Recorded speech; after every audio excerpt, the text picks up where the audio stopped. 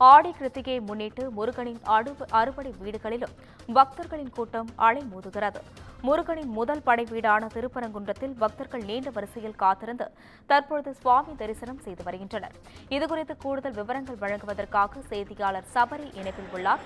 வணக்கம் சபரி, இதுகுறித்த விவரங்களை பகிரலாம்.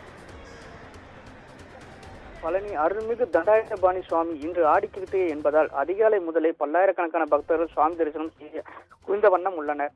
அடிவாரம் கிரிவீதியில் குடமுழக்கு நினைவரங்கம் வழியாக பக்தர்கள் படிப்பாதை அடைந்து மலையேறினர். ஏராளமான பக்தர்கள் மயில்காவடி, மலர்காவடி, பால்குடங்கள் எடுத்து வந்திருந்தனர்.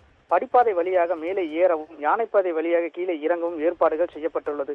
மலைக்கோயிலில் கட்டண தரிசன வரிசை, இலவச தரிசன வரிசை என அனைத்து இடங்களும் நீண்ட வரிசையில் காத்திருந்து பக்தர்கள் கூட்டம் காரணமாக சுமார் 3 மணி நேரம் காத்திருந்து தரிசனம் செய்து வருகின்றனர். அதே போல அறுபடை வீடுகளில் முதல் படை வீடான மதுரை திருப்பரங்குன்றம் அருள்மிகு சுப்பிரமணிய சுவாமி திருக்கோயிலில் இன்று ஆடி கிருத்திகையை முன்னிட்டு பக்தர்கள் அரோகரா கோஷத்துடன் குவிந்து வருகின்றனர். கடந்த மாதம் குடமுழக்கு நடைபெற்ற நிலையில் திருப்பரங்குன்றம் கோவிலில் அதிக அளவு பக்தர்கள் சாமி தரிசனம் செய்து வருகின்றனர். அந்த வகையில் இன்று ஆடி கிருத்திகை மற்றும் கிருஷ்ண ஜெயந்தி என்பதால் காலை முதலே உள்ளூர், வெளியூர் மற்றும் வெளி மாவட்ட பக்தர்கள் கூட்டம் அதிக அளவில் காணப்படுகிறது. மேலும் கூட்ட நெரிசலை கட்டுப்படுத்துவதற்காக கோவிலுக்குள் அங்கங்கே தடுப்பு வேலிகள் வைத்தும் கயிறு கட்டியும் பக்தர்கள் வரிசையாக அனுப்பி வைக்கப்படுகின்றனர்.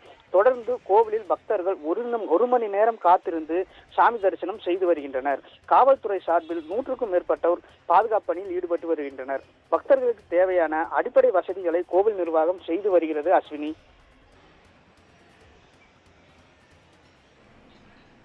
விவரங்களுக்கு நன்றி சபரி.